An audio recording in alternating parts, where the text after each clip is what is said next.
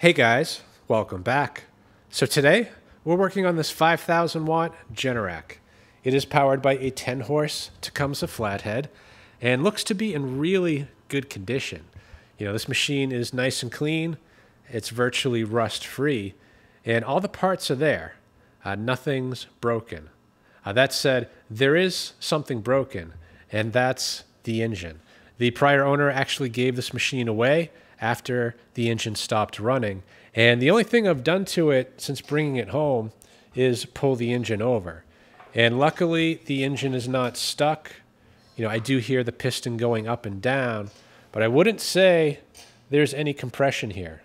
You know, at some point, I should hit compression, and the rope should stop advancing unless I apply more force, and I'm not feeling that. So, you know, I'm thinking the valves might be out of adjustment, and I guess that's what we're going to find out. So before digging into this engine, I actually want to get the fuel tank out of the way. That'll give us the access we need. And to that end, can't actually pull the tank yet because it is nearly full of fuel. And luckily, the fuel doesn't smell that bad. So I'm going to get that drained out. We'll get this out of the way, and then we'll figure out what's wrong with this Tecumseh. And unfortunately, the fuel valve was left on, so we'll shut that off. And I'm sure the carb's a mess based on that, so we're going to have to deal with that at some point, assuming we get compression back. But for now, I'm thinking we should just split the line right here at the fuel filter and then just drain it into some clear bottles. That'll let me see if there's any water in the fuel or any other debris that doesn't belong.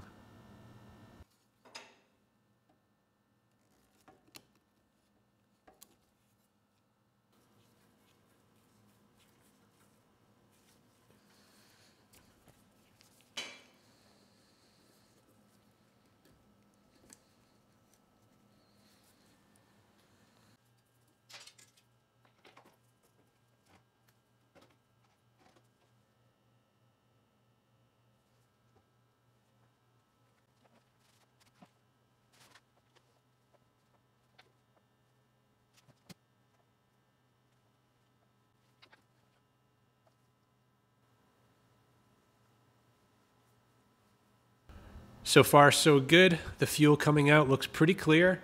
There is no debris and no water. Now, the color, it is off. You know, this fuel is well past its prime, but it's not bad yet. So this can be mixed with good fuel and burned right away in the car, and it shouldn't cause an issue. Anyway, this is going to take a while. You know, I think you get the idea. Once the tank's empty, we'll move on.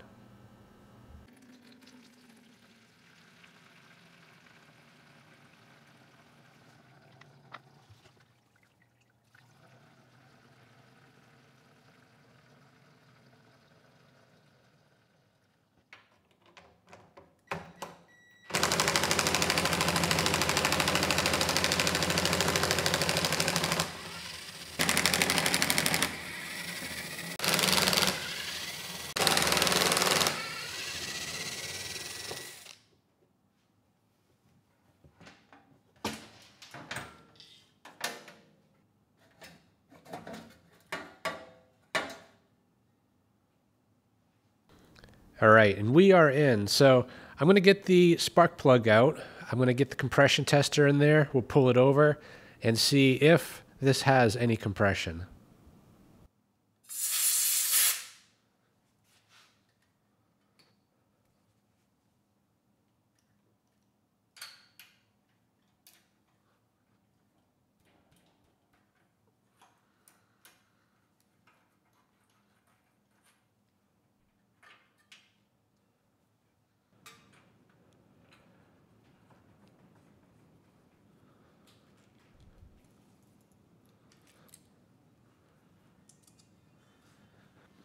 All right, let's give this a try.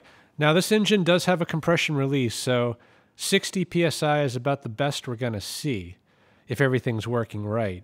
You know, in this case, I think it's going to be quite a bit lower.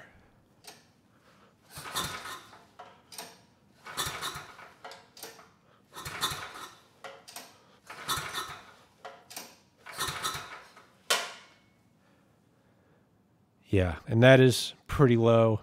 We're at about maybe 20, 25 PSI at best. So, not enough compression to run an engine.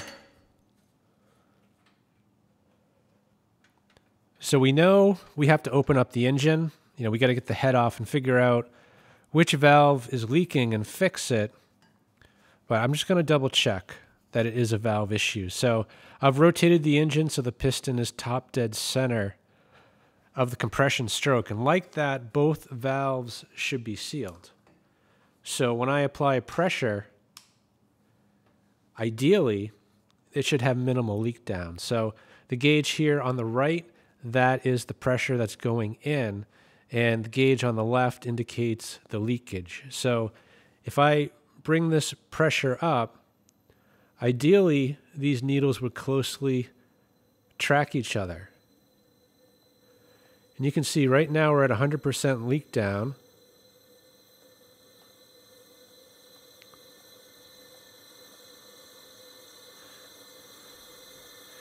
And yeah, so obviously a big leak, and I can hear it right here. So it is the exhaust valve, 100%. So let's get these tins off, we'll get the head off, and fix that valve. I'm actually going to start over here. The valve cover, it's actually behind the intake manifold. So we need to get this intake pipe off, as well as the carburetor and the airbox. We also need to get the exhaust off because the exhaust bracket is attached to the head. And with that there, we can't get this tin off, never mind the head. So we'll get this stuff out of the way, and then we'll move on to the rest of it.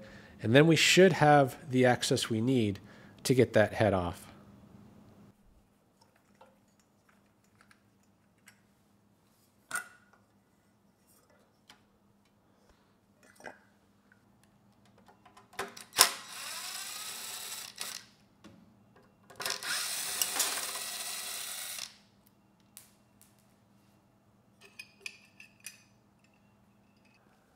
All right, so let's get the breather off next, as well as the fuel line.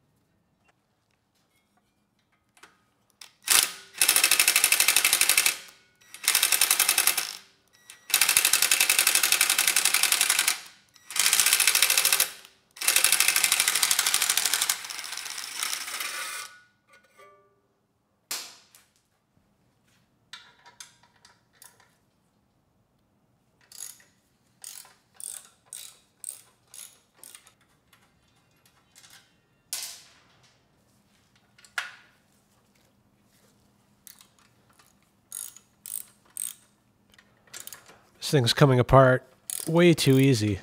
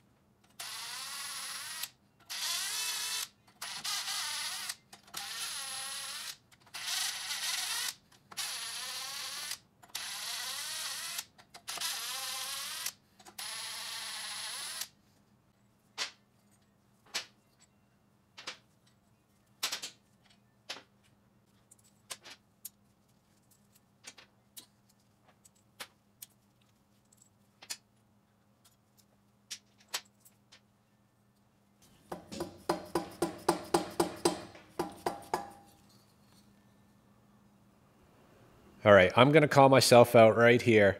I thought I was on top dead center of the compression stroke, but as you can tell, that was not the case. I was actually on top dead center of the exhaust stroke, which is why the exhaust valve is open.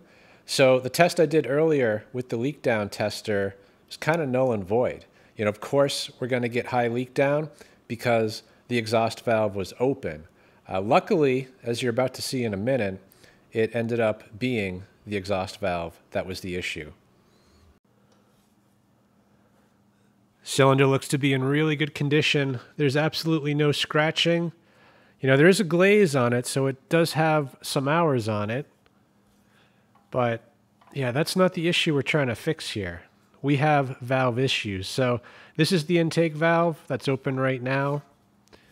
And the exhaust valve just bumped. That's the compression release. And if we go to the top, both valves should be closed. And they look closed. But another quick test you can do is try to spin the valves when they're closed. And they shouldn't spin. So you can see this intake valve, it does not turn. But the exhaust valve turns quite easily. So although it looks like it's closed, it's not. It is hung open just a tiny bit. And that is enough to make this engine no longer run. So to fix this, we do need to open up the valve cover, and we actually have to remove the valve and physically grind a little bit off the length of that stem to get the clearance back that we need. All right, so to get the valve cover off, it's just these two bolts holding it on, but we also have the adjustment for the governor spring tension. So that looks a little bit crusty, so I'm going to get some PB Blaster on there. We'll take this off first, and then we can buzz those two out, and that cover should come right off.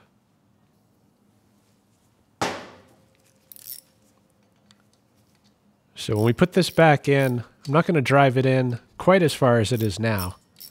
So the engine will run slow until we get it running, and then crank this in to bring the speed up to 61.5 hertz.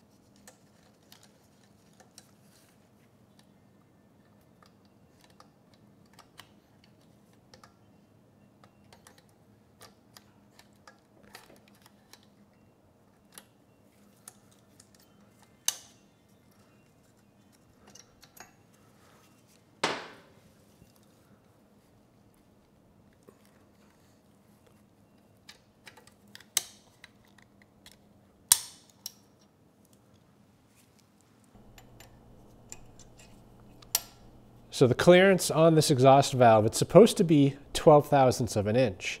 And we already know there is no clearance. So if I put this feeler gauge in, this is only 2 thousandths of an inch, and hold the valve down, it pinches that feeler gauge in there. So we need to take off about 12 thousandths of an inch.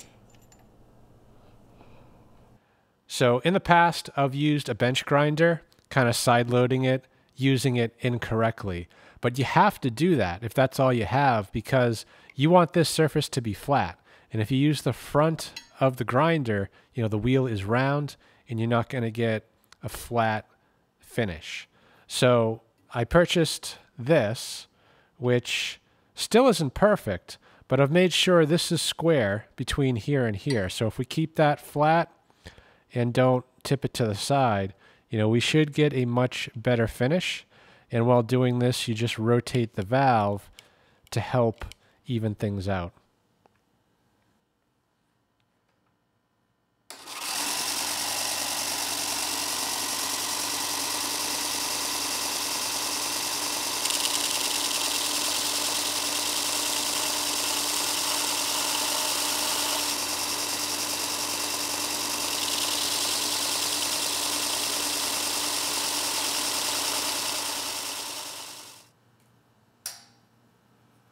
So the 2 thousandths, it now fits. Let's try the 6 thousandths. And no, we're not out of 6 yet, so we still have a ways to go.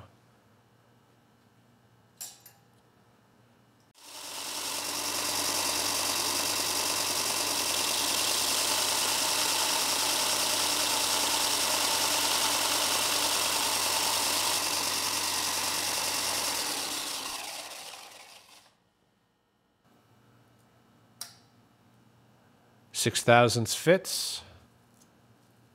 Let's try an 8.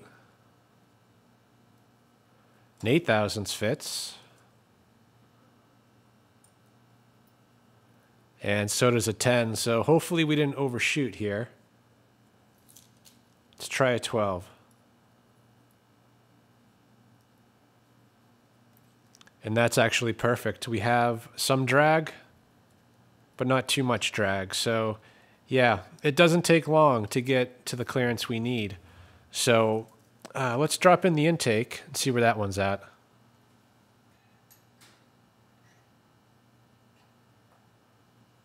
So the intake should be at 8,000, so we'll start there.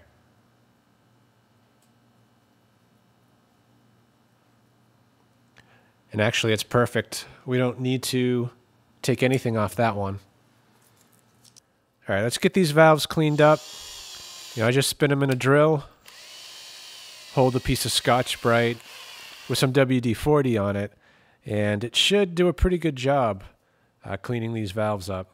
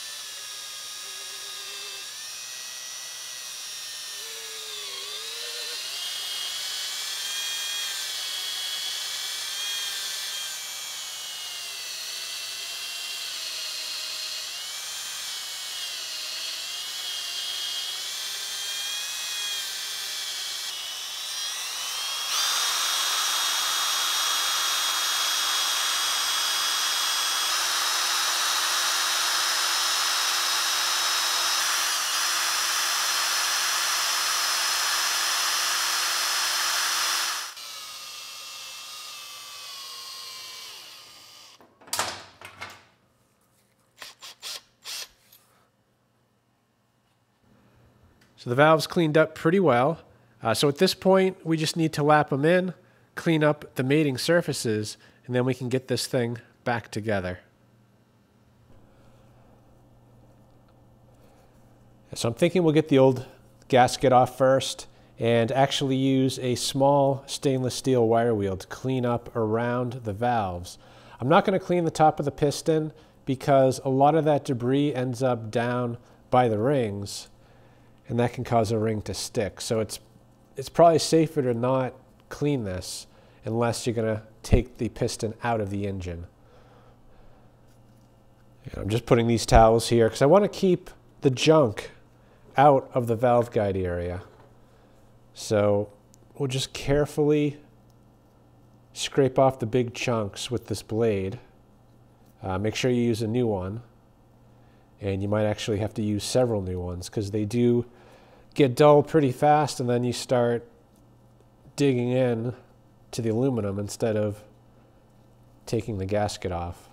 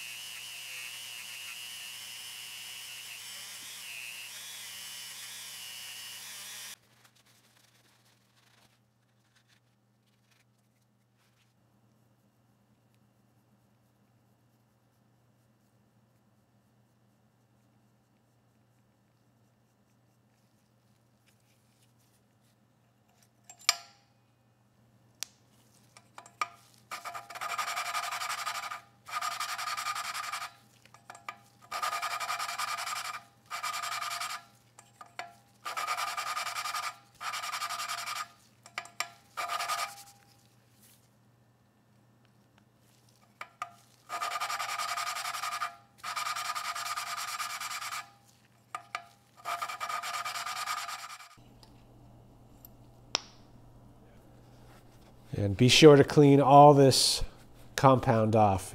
It's an abrasive, so clean it off with a rag or a towel, and then you probably want to spray it with a little bit of carb clean to make sure it's all flushed out.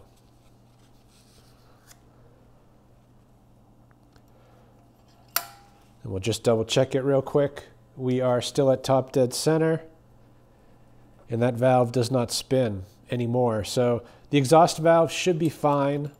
I will double check the clearance because after lapping it, it may have gone down a bit, taking away some of that clearance. So we were at 12 thousandths before. So we'll double check that and the intake once they've both been lapped.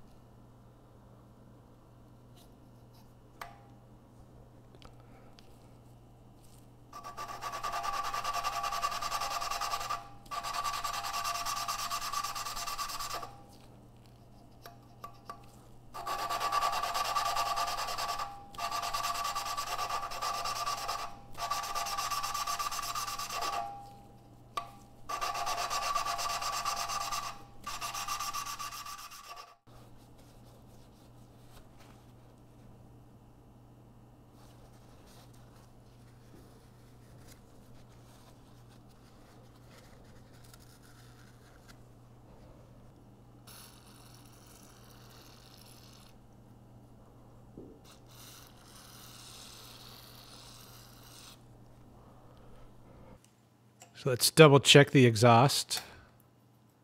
That's the 12 thousandths and the gap has not closed any, so that is good. And we'll do the same on the intake. Make sure it's still at 8. And yeah, So we're perfect. Let's get those valve springs reinstalled. And then I'm using this Briggs spring compressor tool, which is going to make this a lot easier. So this actually hooks in. You insert the valve through there, and then you center it up. And then you take the tension off of here to release the spring.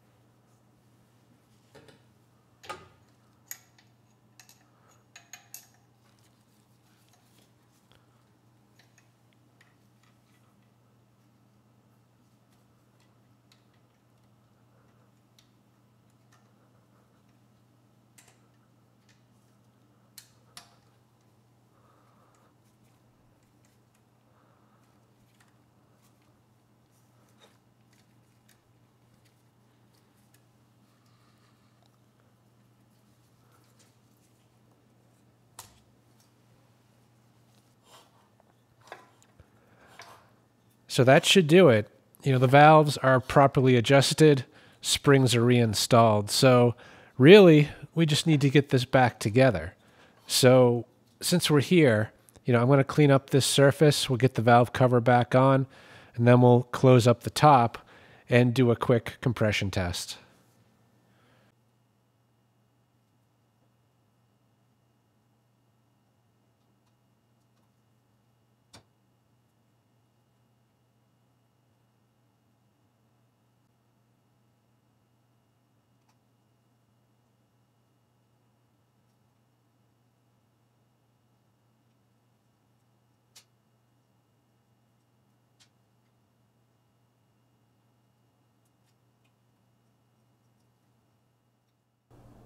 All right, spent some time and got all the old gasket material off of here on both sides. So we've got a couple new gaskets that we will install.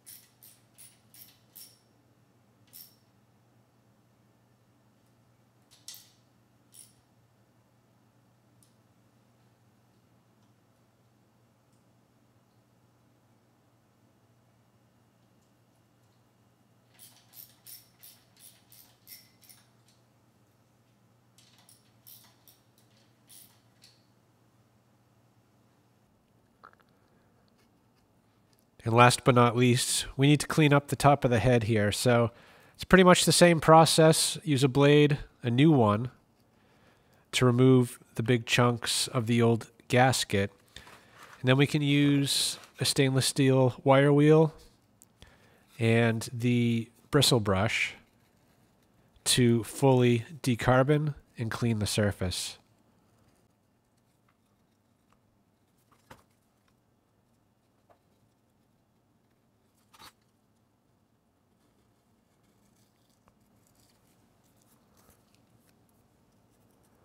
It almost looks like that head gasket might have been blown just a little bit.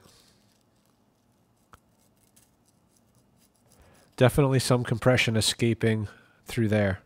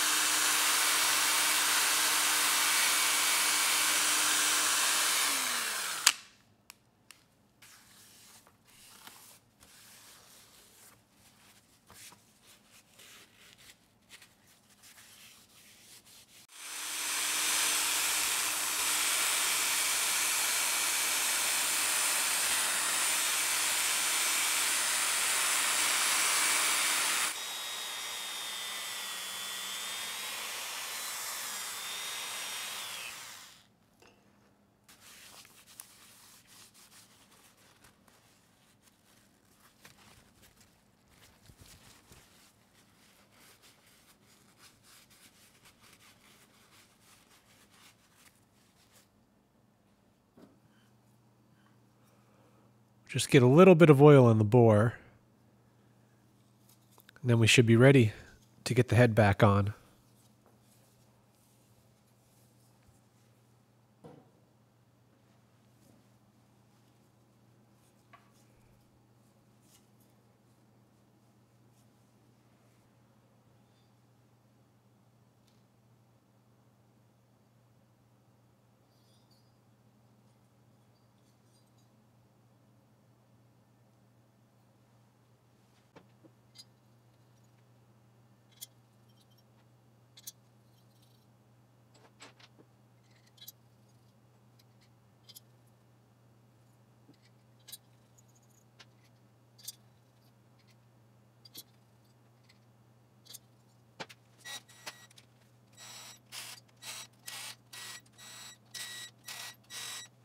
The head bolts, they get torqued to 200 inch-pounds, so I'm going to bring it up about halfway and then finish it off.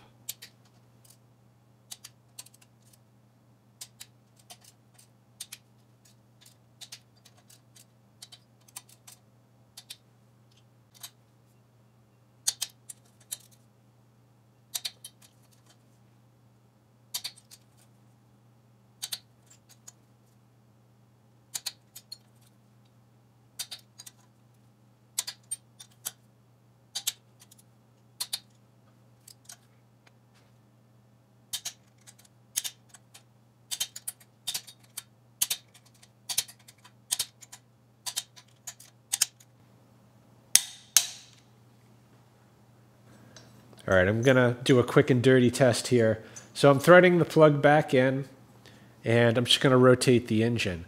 If we have good compression, then this flywheel should get difficult to rotate when we hit the compression stroke, which is right there. And you can see the flywheel bounces back, so the compression is holding pretty well. You know, we do not have excessive leak down. And once we get through the compression, then it becomes easy to rotate again until we hit compression. So yeah, this engine should definitely run. And I think the compression number is going to be quite a bit higher than it was before. So I'm going to get, some of the tins on. We'll get the starter recoil on. We'll leave the carb and the exhaust off for now. And then we'll pull the engine over with the compression tester to see where we're at now. Yeah, I guess before I get this back together, I'm going to take a second and just clean this piece up. This is the only piece on the machine that has any rust or paint damage. The underside's actually pretty good. So if I had to guess, I'd say at one point there was a critter living right on top here. So I'm just going to sand this smooth. We'll add a bit of primer and paint, and then we should be good to get this back together.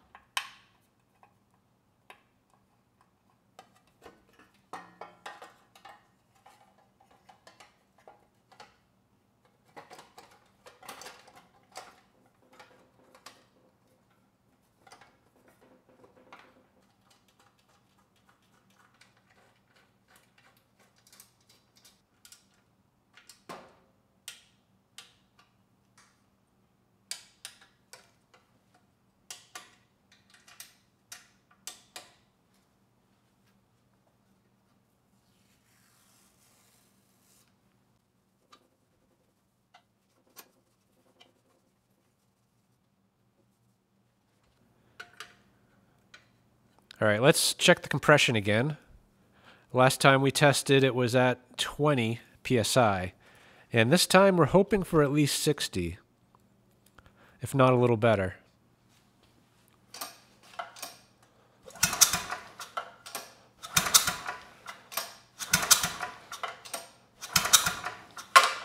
Yeah, and that is quite a bit better. We are at pretty close to 75 psi. So yeah, this engine should definitely run. Or at least if it doesn't run, it's not due to compression. So I say we take a quick look in the carb, clean it up, and then put this stuff back on, and we'll try it out. All right, let's take a look. Now this one, I'm not expecting it to be terrible. The fuel in the tank, you know, was past its prime, but it wasn't bad. And the tank was full. So I don't think someone would have filled the tank all the way to the top, you know, if this machine hadn't been running somewhat recently, within the last couple years.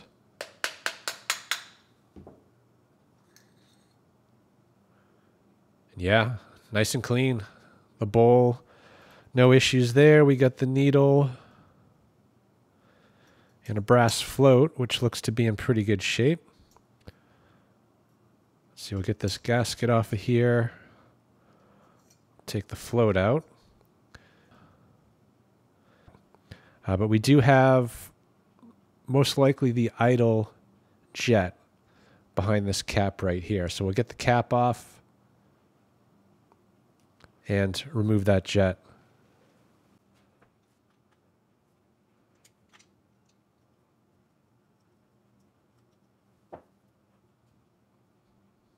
And that's pretty much it. There's nothing else that comes out of this carb except the emulsion tube, and it is plastic. You know, I've broken a few of those trying to get them out, so I usually leave them unless I need to get it out. And in this case, I don't think I need to, so I'm going to leave that in there. You know, if things don't run right, we can always circle back. So, you know, for now, I'm just going to go through all the openings, make sure they are clear. We'll soak this for a bit in the ultrasonic, then we'll put it together and try it out. Main jet was clear. We got this little tiny hole on the side here, which is easy to miss. That is clear. And then this is the fuel pickup. Goes all the way through. So no issues there. So I would likely say that this carb would have run, you know, if I had not taken it apart. You know, of course, if I didn't take it apart, it wouldn't run. So we're here. We'll just get it spotless, and then it should run quite well.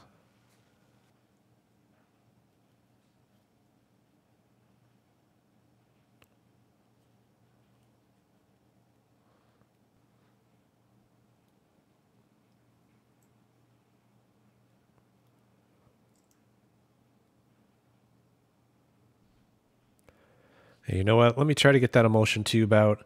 There are some O-rings on there, and I know the solution I use tends to shrink the O-rings. So if it comes out without excessive force, then we will take it out.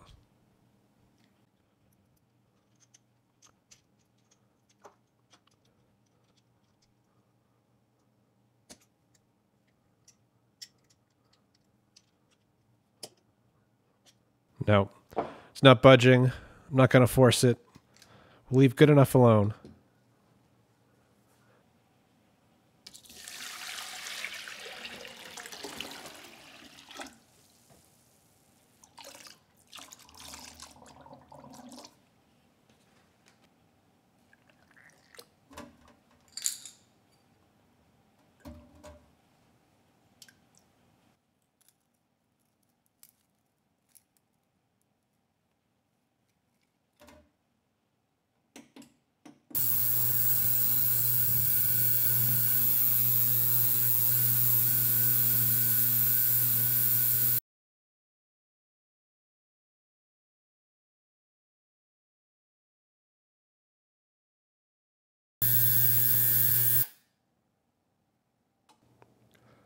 Yeah, it's amazing how well this cleaned up.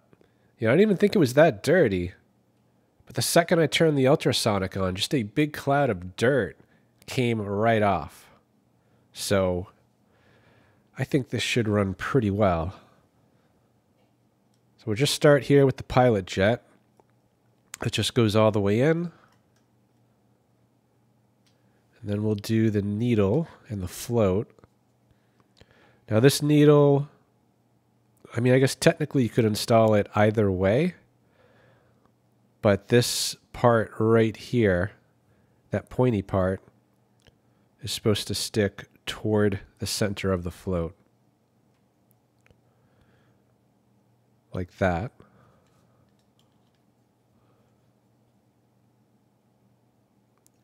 And because this is a brass float, it is adjustable.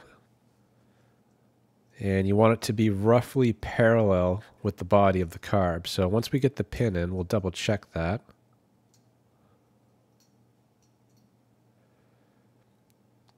Yeah, maybe a touch off. Let me just double check that.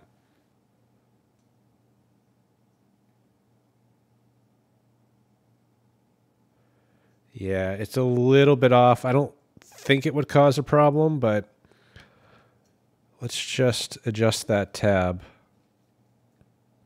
So if you don't have one of these tools, I think a drill bit that's 11/16 of an inch is about the same. Or sorry, 11/64. And we don't want it to be quite so low, so that tab has to go up just a bit.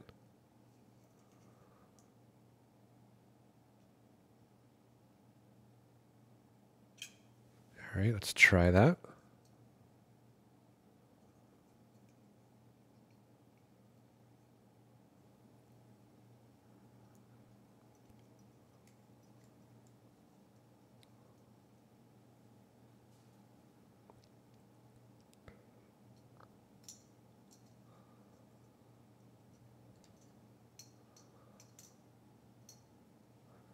Yeah, it looks like it came up. We'll just double check. And yeah, that seems to be like right there. So that should be good. So I think we can just get the bowl gasket on.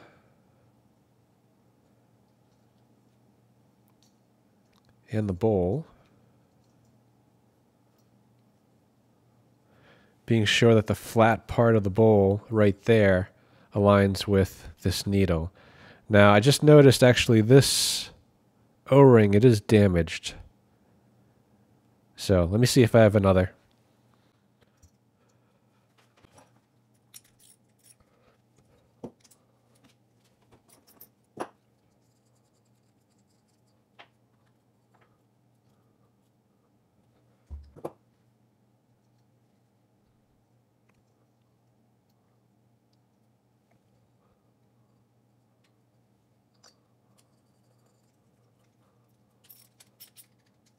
All right, let's try it out.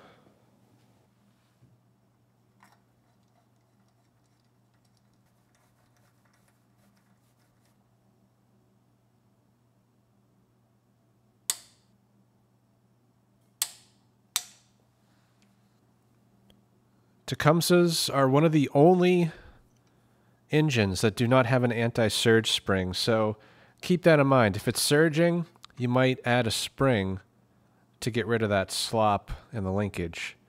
You know, that can definitely make a difference.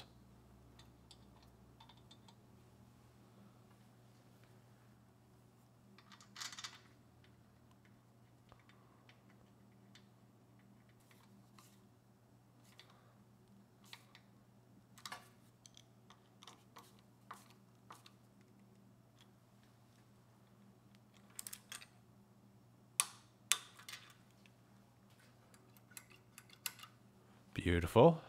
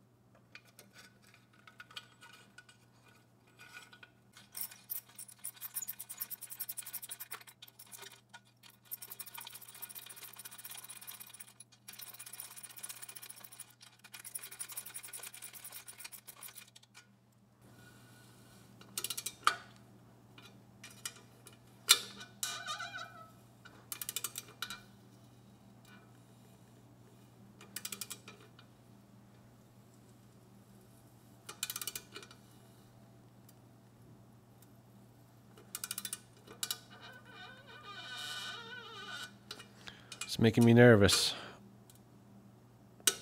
See, that one tightened right up. I think this one is. Either that or it's stripping out.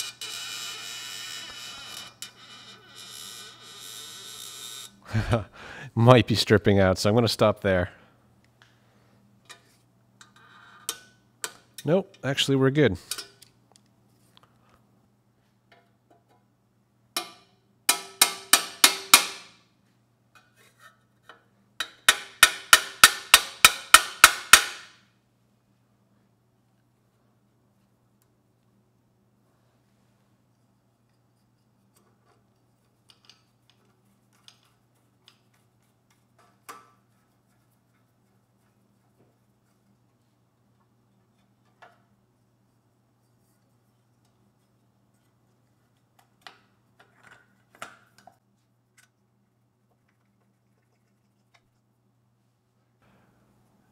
This fuel line's in pretty good shape, so I'm going to leave it alone. But I do want to swap out the fuel filter.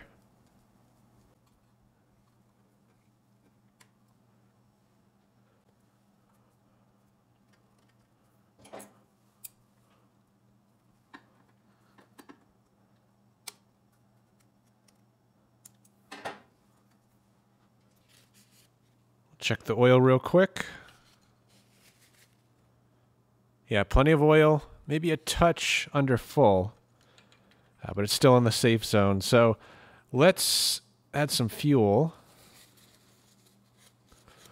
See what happens.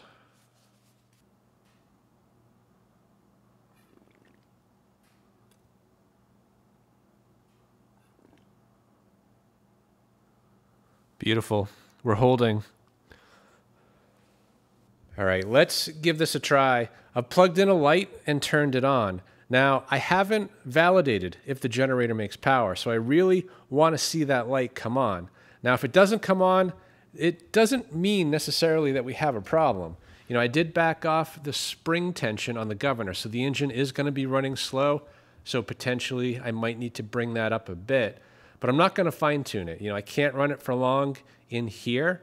Really, what I'm hoping to see is that the carb can run the engine well, that the engine sounds good, and of course, we're making power. So let's give it a try.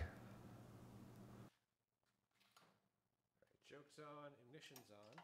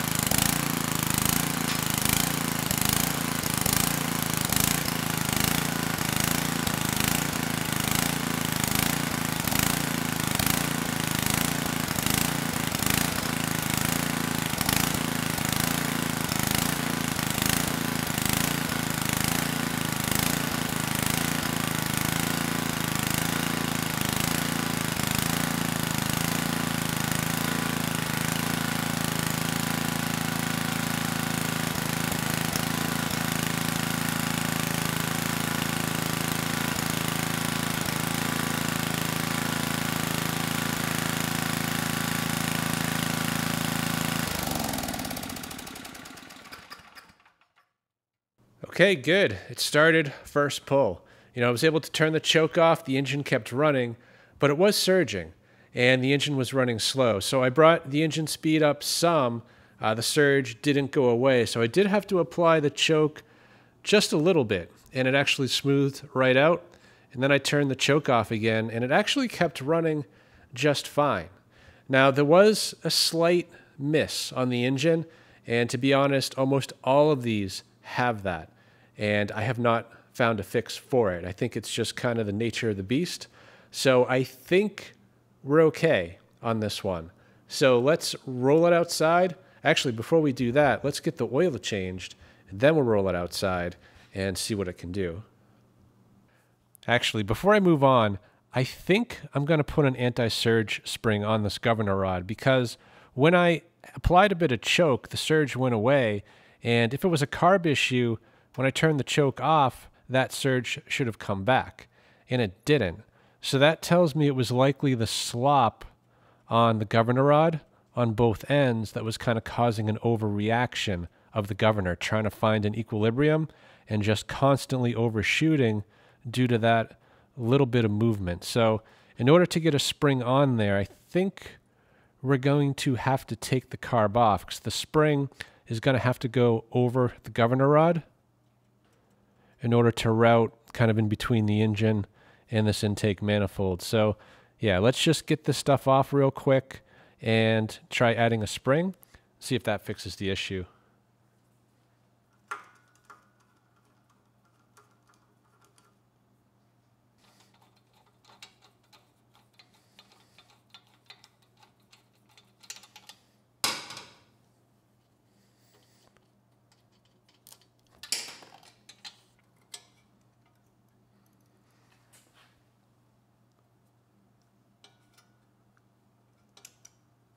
There we go.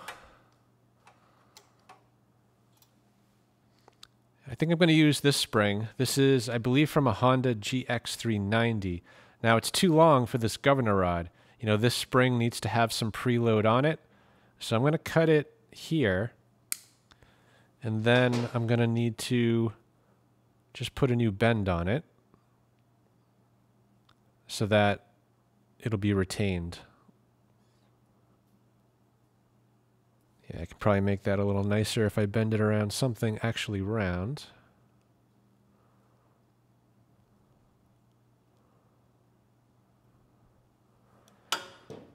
Doesn't have to be perfect, so it just needs to hold on. So that should work.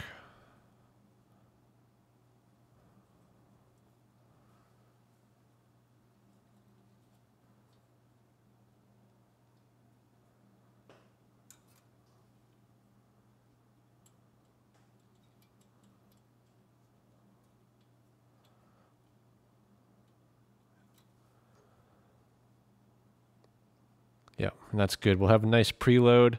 Now, the carburetor, it does not have a separate hole for an anti-surge spring because it's not meant for one. So we're going to have to try to double up, which may or may not work. I guess it depends how much space we have to work with here.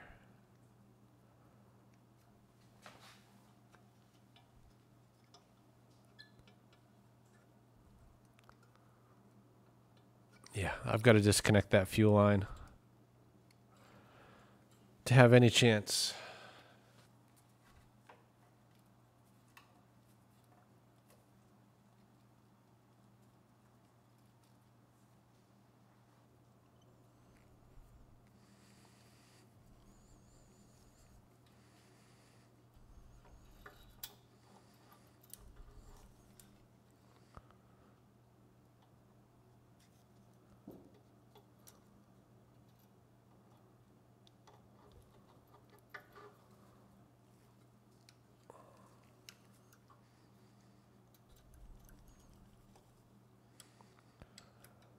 I think that's going to do.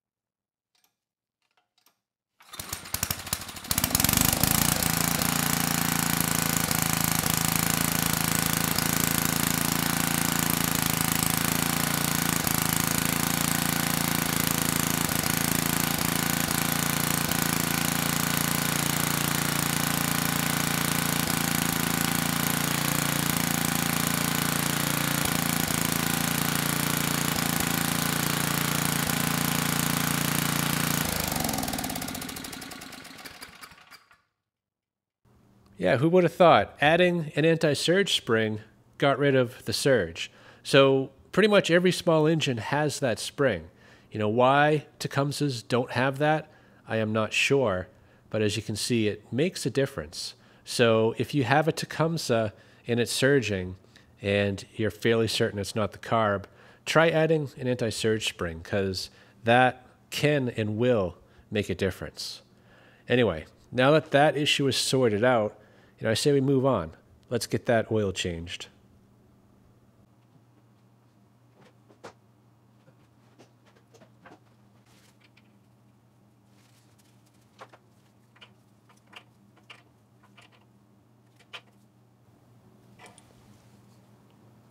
According to a quick Google search, this engine takes 760 milliliters of oil.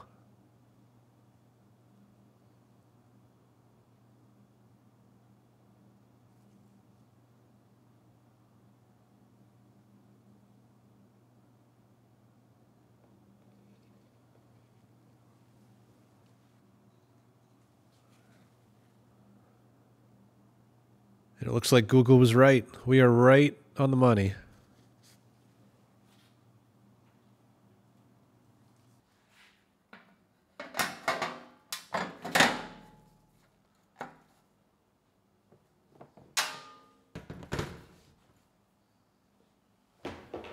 This line seems to be in pretty good shape, so I'm going to reuse it. But the bushing, it's not terrible, but it is showing some signs of failure. I do see some fine cracking kind of along where the valve goes into that bushing, so it's best just to replace this now while we have easy access. So there is no easy way to do this. I think the key is just to not damage the tank. It is plastic. In the case of this tank, it's about 30-year-old plastic, so often I will pry it with a screwdriver, but you want to be careful not to damage the surface, especially where the bushing goes. You want that to be nice and smooth so that the new bushing makes a good seal.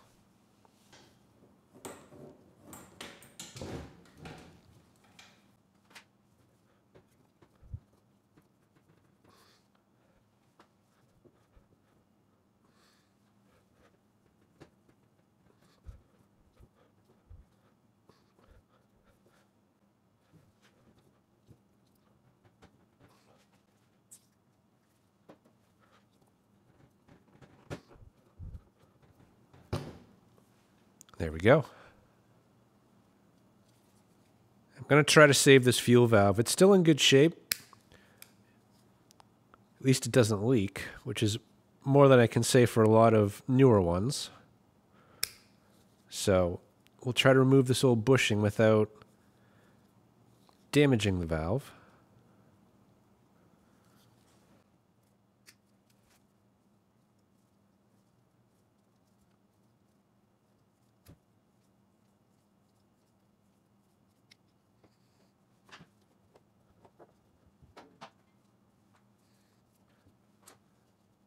And I think you can see the tank, it's not in the best shape.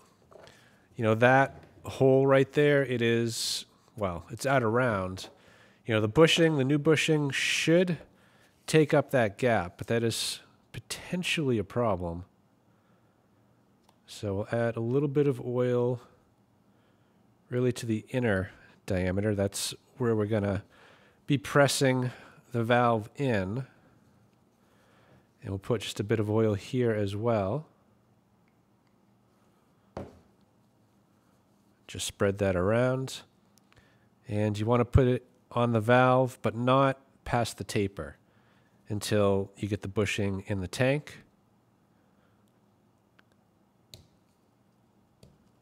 So right there, it's good.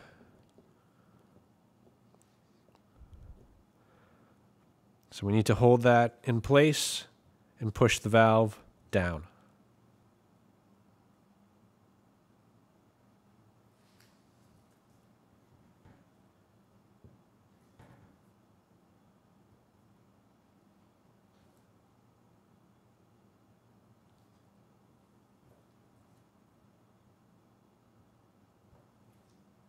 And there we go.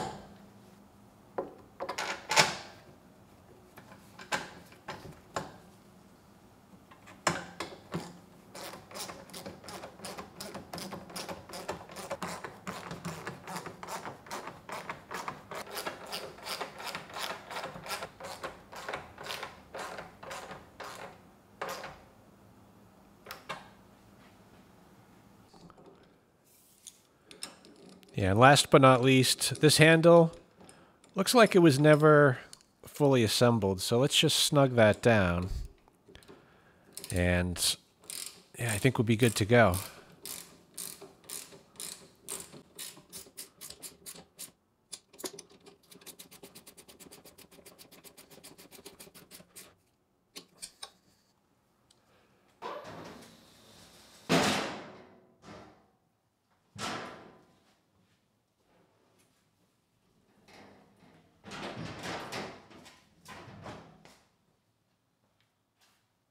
Let's give this a try real quick. Now, the sun, it's going down fast. We're actually going to lose the light here in a very short order. So the plan is just to get it started. We'll let it warm up, double check the outputs, and if everything looks good, we'll start bringing on the load. Now, this machine is rated at 5,000 watts, so we'll bring the load up to about half, double check the outputs, and then we'll bring it up to the max, see how it does.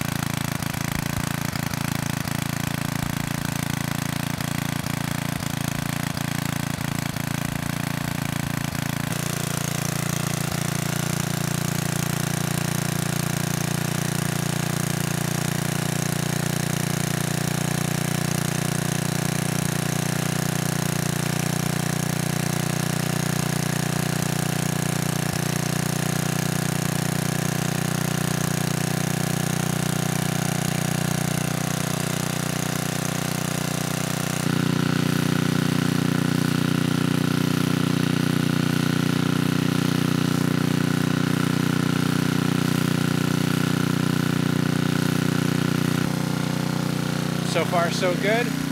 Without a load, we're starting at 7.3% THD. The sine wave doesn't look too bad. So let's bring on a load of 2,500 watts.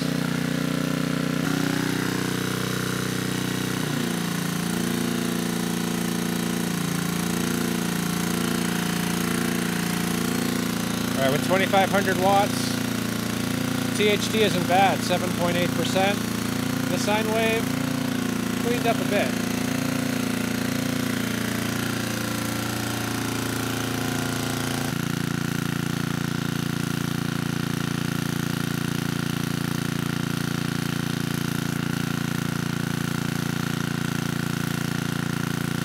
All right, let's bring the load up to 5,000 watts. Now, the engine speed, it's a little bit slow right now. It's at 57.6. Ideally, it would stay above 57 under a full load. So let's give that a try.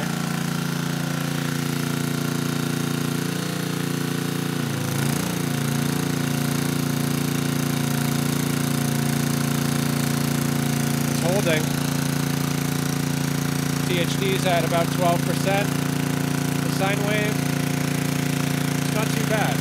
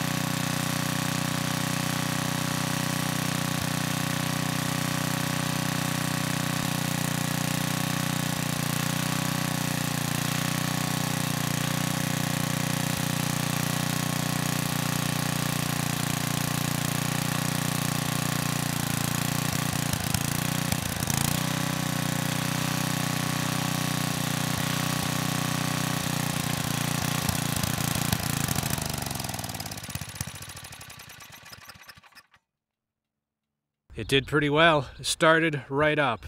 And in typical Tecumseh fashion, it ran pretty rough while it was cold. And once it warmed up, it ran better, but not great without a load. As soon as we brought the load on, the engine smoothed right out. and it had no issues going all the way up to 5,000 watts. Initially I was a little concerned because the engine speed dropped quite a bit at half load, but then it stayed rock solid steady. The sine wave looked pretty good, and the THD wasn't bad either. We topped out at about 12%. So yeah, this old machine, definitely worth saving. It's built pretty well, it's built to last, and really all it needed was a valve adjustment. And now we're back up and running again. So I hope this video helps someone. Thanks for watching.